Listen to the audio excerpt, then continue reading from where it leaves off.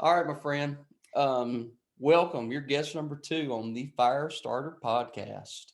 All right. And I'm going to leave all that stuff on the front side because, I mean, why the hell not, right? People might find it somewhat interesting. But, the whole idea behind this podcast is I just want to I want to get real with people. And on this concept of radical transformation, right over there, radically transforming the little guys going up the mountain. One of the reasons that I wanted to talk to you is I know your life's a lot different today over the years. I guess it seems wild when I say these things, but I think I might have met you at Allen's 9 years ago, if not 10. Yeah. So we're gonna take some dives, man. But before we jump in, let's start off a little bit with the folks that don't know you. Tell them about you and your business, where you're located. Give them kind of a highlight. Yeah. My name's Billy Bostick. I started Pioneer Plumbing and Septic we service the Houston area. We started in Crosby, a suburb of Houston on the east side. Now we are in Humble. Um, and we do residential service. We do a fair amount of commercial service. Over the years, that's kind of changed some. We're 90% residential service and repair now. Gotcha. Yeah. So you said it changed some. I'm just going to jump straight in, brother. When you started this, did you start this after? Let's see. Did you go Abacus and then immediately this, or did you do some stints at other places first? No, Abacus was kind of one of the stints at other places for me. When I met you, I was semi sure of what I was going to do. And so Abacus was my last stop before Pioneer. You'd already kind of got it figured out. Yeah. I got you. All right. So that's cool. And in the beginning, were you guys doing a lot of commercial and or like type warranty stuff just to get things off the ground? Yeah, not necessarily. In the beginning, I had a busy remodeler that I was buddies with that I trust. We still have a relationship today. I did all of his plumbing on his remodels. Other than that, I really just started finding ways to get the phone to ring and running service calls. Um, yeah, it was a few years in kind of our development. A few years in, one of the practices from the early on was that I was sure that I didn't want anybody to owe us money. And Mm, so a lot of that commercial service was off the table. I wasn't going to work for a builder. I was not going to work for someone that wanted me to bill them until probably the third year. The third year, a home warranty company came along that was paying with credit cards. And so at the time of service, you receive payment over the phone. And, I don't know. I think I spent 3.5, 4 years working with places like that, all stemming off of the success with that first one. Um, and we did quite a bit of stuff. We did a lot of these giant commercial service, really fulfillment companies, those middleman companies. We did quite a bit of that until 2.5 years ago, almost exclusively. Really, when I met you guys, I was in the midst of having lost a big one overnight, and I realized I didn't trust how committed we became to the way that they did business. I knew we were good at service. I knew our guys were good, and bringing in service excellence was part of my decision of reculturing our focus. gotcha. Well, that's cool. I appreciate that too. I want to circle back. You said something that I think is interesting. You chose not to have your accounts payable start getting out of hand. Actually, not even get out of hand. You just chose not to have any, or accounts receivable. Pardon me, accounts receivable. That's right. Where did that discipline come from? Was that just like that's just grandma's sense, or did you have some negative experience with that in the past? Well, probably a slew of things.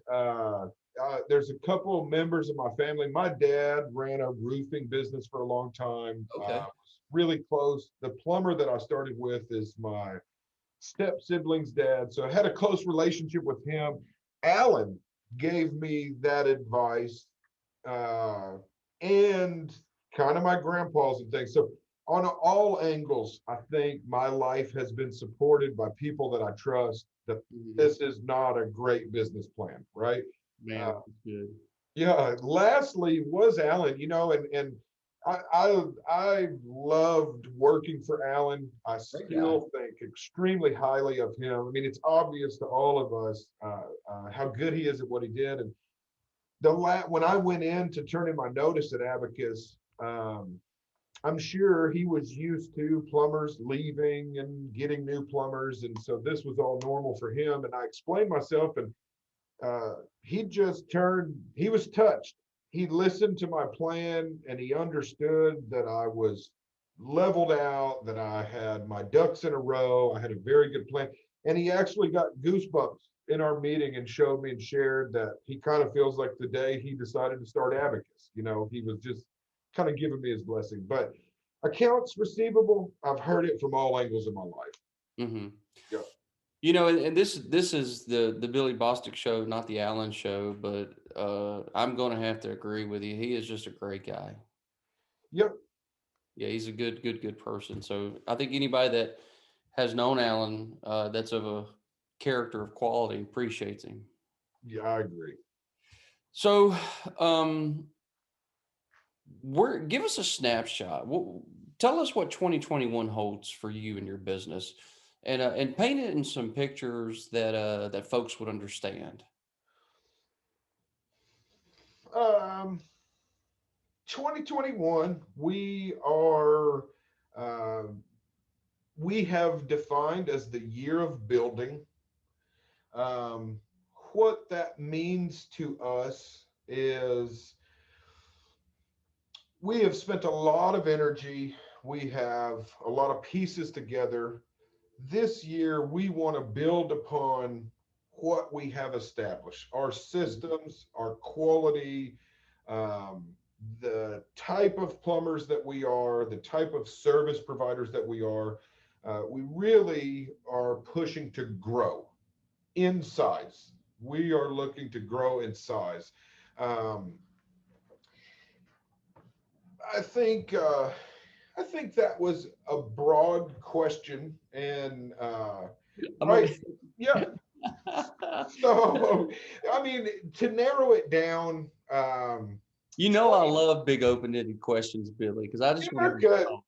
right? Then it can go where it needs to go, right? It can go to the most interesting spot. But in 2020, we were in a year of clarity. That was our 2020 year, and we did through 2020 establish some things that we are fond of. We established ways we may not want to do things, ways we do want to do Mm, things. good, And we have a very, very stout group of talent, a very, very strong culture. And so this year, we really anticipate and are pushing towards driving our size. good. So, tell me where did you guys close at the end of 2020? What was the overall revenue? 3.1 million, 3.1 million. What are we shooting for? 5 million. All right, so we get, oh yeah, and you're at that very interesting place. I'm sure Alan would tell you too. And this number moves a little bit over time, but there is a breakthrough incident that happens around three, and you just come through it on the top side. The next year is poised for growth, and then you'll have another kind of breakthrough incidents that'll happen around five, and this typically happens because of like overhead and leadership capability and need. And then when you go through that five, I mean, you're probably on your way to 10 to 12 million with that structure before you have to kind of restructure and realign again. I can relate to some of that for sure. And I learned all my lessons the hard way. I wish I'd have read this in a book because I was really disappointed when 2020 ended at 3.1. Um, but I think what I Now, why understood, were you disappointed? Don't run away from that. Why were you disappointed? well, I mean, it marked the first year. For the last 5 years, we have almost doubled year over. Hmm.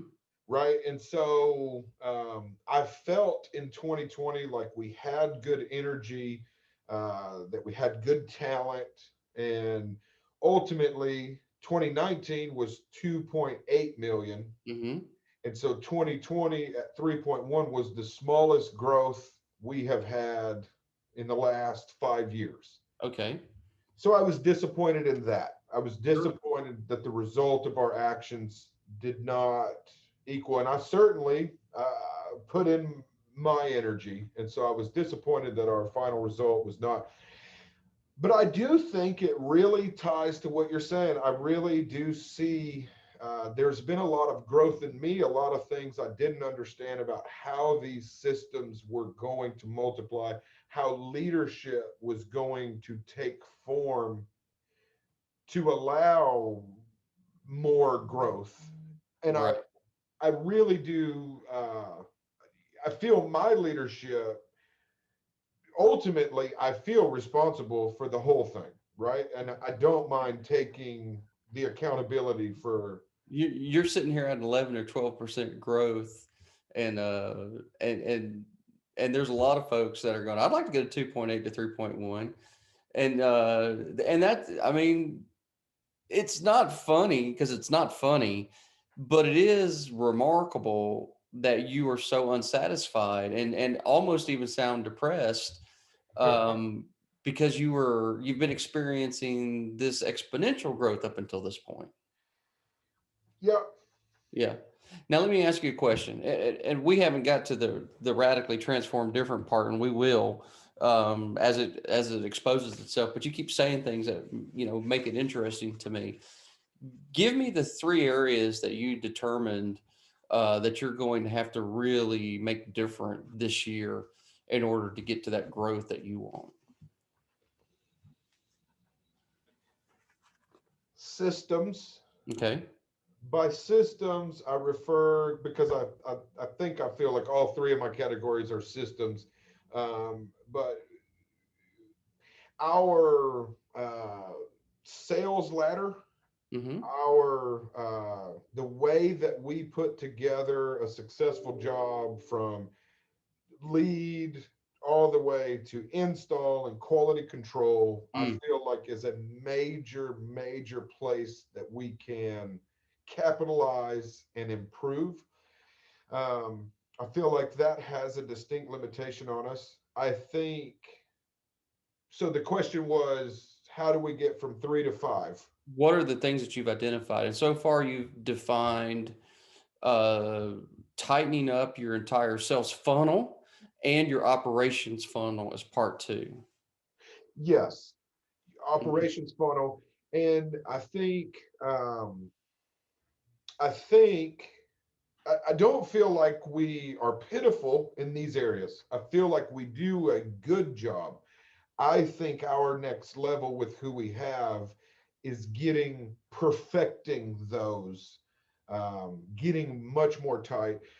And then third, I think that actual physical growth, I think placing the right talent.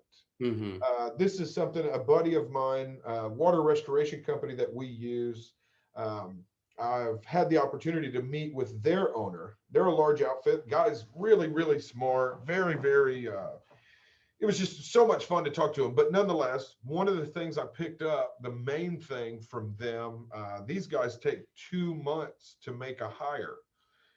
I know there have been years of Pioneer where if you had hands, you worked here, right? We figured out how to get work, and we had problems getting hands. Today, it's not that. Today, we do have quite a bit of interest from talent, um, but improving the talent that we bring in, our process of matching someone to our culture, Yeah. uh, I think is the third huge key. Yeah. There's a very large company that I'm quite familiar with, and they figured out how to quickly add talent to their business. But one year they also had a 91% turnover in the field, and I'm not exaggerating. Now they replaced them, but this wasn't like a rare event. Having a 91 to 75% turnover for them was normal. Um, I don't know if that's still the case. Gosh, Lee, I hope it's not. Um, but I think that people have come to realize that slowing down and hiring someone whose tenure is going to be 3.5 or 5 years, if it takes you extra time to hire them, that's better than being able to hire fast, but their tenure is only 6 months to 9 months. Absolutely. Yeah. Yep. Well, as I'm listening to you, I'm going to make a mental note. I'm going to say, Brandon, I know what Billy needs this year. Are you guys working on it? You better be working on it. And by the way, let me make sure you hear me say it. Make sure you leverage him on all of those things as well in your management meetings. Share that with him, because that's the sort of stuff we're going through as we're approaching those same kind of marks that you're approaching. We've got the same structural system agenda items that we need, and every business has growth phases. Okay, good. So when you started here with us, were you 1.4 finishing off on 1.4 then? Yep. 1.48. Yeah. The exaggerator I am, I walked around saying 1.7 to everybody, but yes, it was 1.4. So transformation in 2 years is 1.4 to 3.1. And I can guarantee you, you're in this little bit of a sticky zone, but we're going to get out of it. And then you're going to hit that 5 million in a hurry. So I just know that's what will happen, especially with your attitude. So, but I want to rewind a little bit. Can I ask you hard questions? Sure. Uh, Tell me about how you've grown as a person, because I understand that the past was a little bit ugly for you, like the past. And I'm saying, can I ask hard questions? So I Yeah. want to hear about all. I want to hear the real talk here, Billy. Tell us about what was going on in the past life. Yep. And it is who I am. I don't shy from it. I don't offer it up to people if it's not brought up, but I don't shy from it. I grew up, I was uh I don't know. I'll fast forward to my responsibilities. When I was a teenager, I've always been rebellious, especially at school age, and I spent quite a few years from the age of 14 to 22. I was I used drugs. Mm, It began as just partying, being cool and popular in school parties, and it turned into everyone I had ever known wanted nothing to do with me. I had mm. abused every situation to the maximum, and ultimately, I landed in plumbing. So, right, this I thought you were was going to say you landed in jail. But I landed in plumbing. yeah, I landed in plumbing. I was unemployable. The first job that I ever did as a plumber was a 30-foot tunnel. And for whoever watches this that's not a plumber, it's a 3 foot wide, 3 foot deep hole under a house. And there's not a Get in there, machine. Billy. Yes, there's not a trick. Trust me, everyone who's ever dug one has certainly racked their brain on how to make this easier. But anyway, so I had reached this place where I was mooching off everyone at that time in my life. And finally, the last person, my dad, was the last person willing to give me a place to sleep, was done with me. Mm. Um, and so he let me know. He was crying. It didn't feel good to him, but it was the best thing looking back for sure. Um, and so I went out of town with a brother of mine. He ditched me there, and I found it was actually my step siblings. Their father owns a plumbing company in Victoria, and he's not my stepfather. Their mother is my stepmother, but nonetheless, these guys are the ones who gave me a job to help them dig. Mm. My first 6 months of plumbing was them telling me they didn't have work for me, but they needed help for 3 or 4 days with this dig.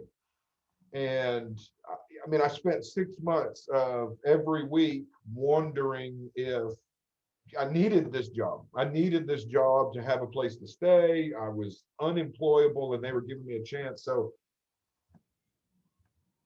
God works in weird ways. I think I was really being taught the type of energy that I was supposed to pour in to work, the type of energy I'm supposed to pour into being productive. And so, um, so I worked for them ultimately for about 3 years. After about 6 months, I think they finally decided to keep me. Um, at least I felt comfortable that they were. Um, and, I don't know. I spent 3 years with them. That was in Victoria. At this time, the same time, the time requirement existed for plumbing license, but the way things were, the state didn't track it. So at this time, when that master thought I was ready, we got an apprentice card, got it back, and then got a journeyman license. I went and tested. Um, so so then I left there. I went back to East Texas. My dad wanted me to take over his or our family's Real metal. quick question: Have you stopped using drugs by this point? Certainly, yes, Okay. Todd, yes. So one of the steps, thank you. When I met plumbing, when I went to Victoria, my brother and I were at odds. At this point, part of me getting this job, they also had a rent house with rent rooms. It was a 7 bedroom, 1800s house in downtown Victoria, and they rented the rooms out. Their requirement at this house was no drugs or alcohol.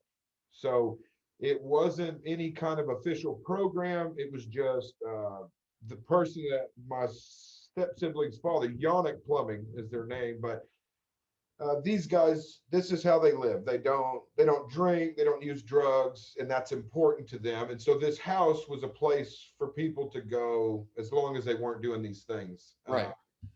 So me meeting plumbing was also me setting down drugs and alcohol. Mm. Now I am a member of Alcoholics Anonymous, and I met it then, and I have been sober um, since then. Right. 2005 was when this was, um, and so in August of 2005. So yes, so I stopped drinking, I stopped using drugs. I wasn't all that confident that that was a solution for me, Mm-hmm. but I was extremely confident that the decisions I was making were an absolute problem. So Right. I was willing to try someone else's best idea, right? Right. Um, and so this happened at this time. I spent those 3 years. Um, I moved back to take over my family's roofing and metal building business, and um, I spent about 6 months when I got my plumbing license. I Mm-hmm. went back to East Texas with my dad, and we're Hey, both. before you move on, I want to ask you another question Oh, sure. because this whole, and by the way, let me flip the coin for just a moment. I've got my addiction issues as well, and they've never fallen into the realms of the addiction zone that most people would snub their nose at. And to me, there is no difference, whether it's drugs or alcohol or pornography, or in my case, an extreme addiction to constantly working, as I am trying to seek some sort of approval, although I'm a lot better at that now. But in the past, it was real bad for me, up until the point that, I didn't know it, but I thought, Shannon told me later she was about to leave me because I didn't do anything but work. Um, long story short is, I got into some counseling and some therapy because I wanted to be present. Even when these kids came along with this company, I found myself one day feeling like I'm there, but I'm not there. It's like I'm there, but my brain is at work or something else. So what I have discovered for me, at least, is that all of that was about control, which stemmed back to, if I really trace it back, it really stems back to just not growing up in a really healthy environment as a kid and just trying to control what I could as a kid. And that sort of addictive behavior, control what you can, manifested itself in the mode of work, where some people it might manifest in control what you can. I'm going to feel good through alcohol or drugs or sex or whatever. So I know you guys talk a lot about that stuff at AA. For you, was it control or was it something else that kind of put you on that path? Or was it even, I mean, for some people, I know it's chemical too, but Yeah, yeah, I think some of the drugs I did were physically chemical, but ultimately, I mean, I was 22. I don't think I was chemically addicted to alcohol. mhm. I think that was a very good description. And I see that in the way I work as well, right? And growing up for me was I got a lot of great things from the people that raised me, but it was also very chaotic, right? There was a lot of trauma in my young years, and so that description makes sense. I guess I've never really tried to dig into the why as much as I've spent time focusing on the what to do now, Mm. right? I kind of get dangerous uh, when I'm figuring out all of my whys, maybe because it adds a sense of control for me. And Mm. that may very well be what I was chasing. Uh, Yeah. And I don't want to send you down and tell a rabbit trail. And I know everyone's different. So yeah, and I'm not a therapist, so I'm not going to tell somebody why they do things. I just thought I would throw it out there as a ask, but um, it, it's all important, And what's interesting, I even got over here, I've got my sign of overwhelming diligence. Um, all things are a balance, right? And that overwhelming diligence, it shows that guy digging for gold. And I tell our guys, don't quit. And specifically, don't just quit, but here's what it says. We believe in committing to a pursuit that's worthwhile. We don't quit on ourselves or our clients because something is hard. And we own our own success and failures and we use them as life lessons. And we believe in speaking hard truths as we work towards change. And it is a weird balancing act in this life, isn't it? Where we work really hard to change our lives and to change lives of others. And yet at the same token, we got to remember that the goal is changing lives, and lives is more than just one thing. It's more than just money. Although yep. money's good, and I think that's what most people kind of ultimately go, huh? But it's more than that. Which kind of leads me into the next part of this. Uh, you've done some really great things, and you've had some really good profitable years, and you've bought some cool stuff.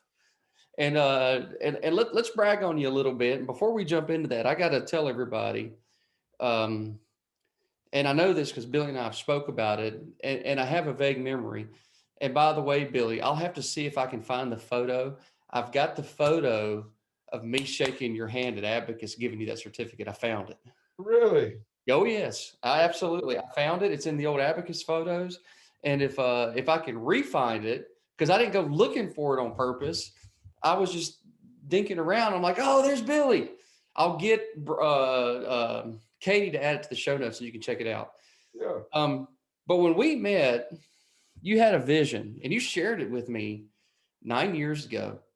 A vision of owning a beautiful home, sitting on acreage, having a dream car, a dream life. And you've accomplished that, and you did it in 2020. So we'll drop some beautiful photos of your office and some of the other things. But tell some folks about that vision. Explain that to them a little bit and what happened for you last year. Yeah. So I guess to be brief, I sat in Todd's training. I was a technician, a plumber at Abacus. Todd challenged us with some homework through this session to go home and physically print. At this time, photos weren't easily saved to our phones and just kept with us. Physically print a photograph of our wildest monetary dream. We spent a lot of time defining what this meant. At the time, Todd shared that his first one was a motorcycle. And I remember sitting in your class and I thought, man, this guy doesn't dream very big. Like you're telling me my wildest monetary dream. I'm thinking bigger than a motorcycle. But nonetheless, I literally I went home, I printed, I got on our Houston has a really cool real estate listing, har.com. I guess that's just Houston. I don't know, but anyway, it lists real estate, and mine was five. It was very specific.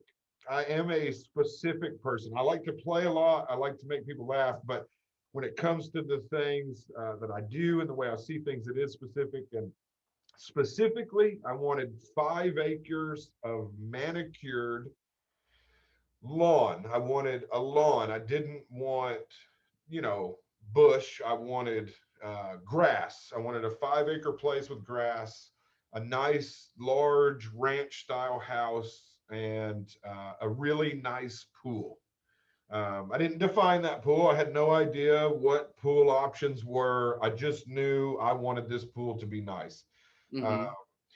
and so I printed this. The lesson with you, Todd, you were telling us to take this photograph and put it on our visor so that at 9 p.m., when we sold a water heater, we knew why we were putting that water heater in tonight and not in the morning, Yep. right?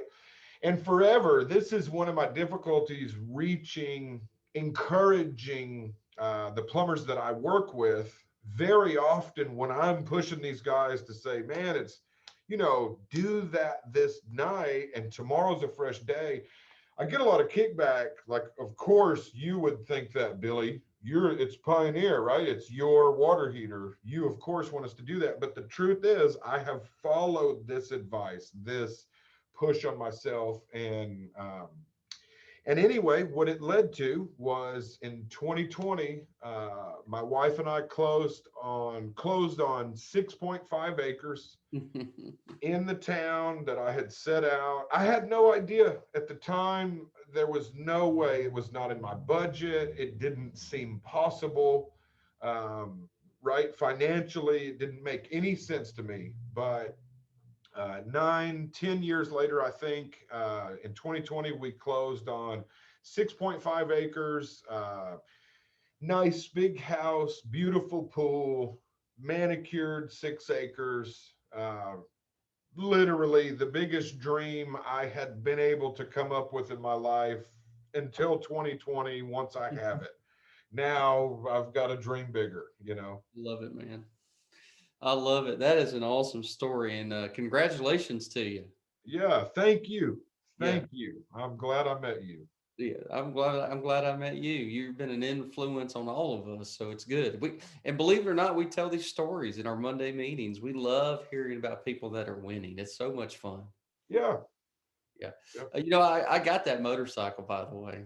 And Good. then I sold it when I almost killed myself on it. I walked away from just a near death experience with not a scratch on me, and said, "Oh, time to sell it." The motorcycle didn't get scratched. It's so amazing. Um, yeah, and I had bigger dreams even then. I just didn't necessarily share every single one of them with y'all. And kind of like what you said about your plumbers. If I shared some of my dreams in that room, I think sometimes I feel like you need to share the right dreams with the right people, because it can be demotivating if you share your dream and it's a little bigger than they can ever imagine. If that makes sense. Yeah, absolutely. Absolutely. Yeah, but at the same token, you're right. You gotta dream big. You gotta dream big. But that's awesome, man, Billy. Well, look, I'm super proud of you. You've come a very, very long way. You've done some really big things, and that is amazing. And I want to come back to this time from now, whether that's a year or so, and continue to say, "Hey, how's your life changed?" Yeah. And just check in with you and see what's going on in your world. Not just from a financial standpoint, but from all aspects. Because I kind of feel like if we're doing our job well, then you guys making more money and more profit is just a byproduct of everyone just becoming better people. I agree with that wholehearted. My whole mission, I think it's very important to add, because I realize, and I told you, Todd, when I first achieved this house and this dream, I didn't feel like it was appropriate to just share it out there for that reason that you named, right? Mhm. Because I would never want to demotivate. This journey at Pioneer is a family, I feel almost a spiritual um, journey, growth. When I say spiritual, I don't mean mystical, I don't mean magical, I mean a principled integrity, honesty, discipline, frugalness. I feel like spiritual principles, loyalty, um, being a man of my word Mhm. with every plumber, every helper, every CSR. I have a personal relationship. I have a personal investment, right? And we keep each other in check. I leave the door open to be wrong and to grow myself. And I think ultimately, you almost just describe that with fewer words by saying, as we all become better people, money is a byproduct. That is exactly what has happened at Pioneer. Mhm. As we have committed to each other and to the people we serve, being better, working more efficiently, thinking of ideas, sharing loyalty, allowing each other to lead each other. It has shown itself not only through my financial success. I have 6 people here who I'm personally aware are at their highest peak of financial success. Love it. So it really is joyful. That's wonderful, man. Well, thank you so much for what you do. Thank you for supporting us as we support you. And man, the power is lit, buddy. And I just can't wait to see that blaze just turn into a bonfire. Me too. All right, brother. All right, man. Well, thank you so much, Billy. I really do appreciate it. And we'll get this up on the site. I got a lot of great pictures from Brandon. I don't know that he sent me any pictures of your home. He might have, and I might not No, it be was there. raining. It was Yeah. raining the day we were going to. So I'll send you some. Man, that'd be awesome. All right, buddy. All Thanks, right. man. Have Thanks, a good Todd. one. All right. See you.